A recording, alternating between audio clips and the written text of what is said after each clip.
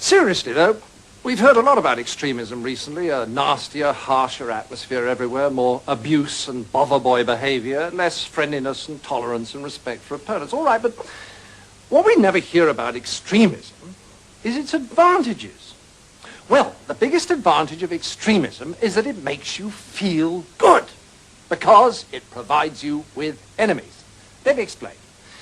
The great thing about having enemies is that you can pretend that all the badness in the whole world is in your enemies and all the goodness in the whole world is in you. Attractive, isn't it?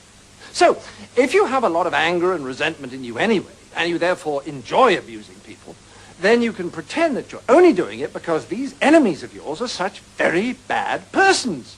And that if it wasn't for them, you'd actually be good-natured and courteous and rational all the time. So, if you want to feel good, become an extremist. Okay, now you have a choice. If you join the hard left, they'll give you their list of authorized enemies. Almost all kinds of authority, especially the police, the city, Americans, judges, multinational corporations, public schools, furriers, newspaper owners, fox hunters, generals, class traitors, and, of course, moderates.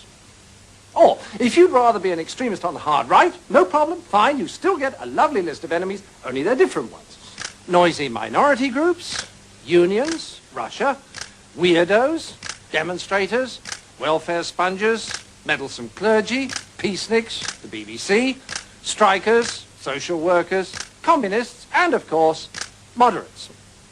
And upstart actors. Now, once you're armed with one of these super lists of enemies, you can be as nasty as you like and yet feel your behaviors morally justified. So you can strut around abusing people and telling them you could eat them for breakfast and still think of yourself as a champion of the truth, a fighter for the greater good, and not the rather sad paranoid schizoid that you really are.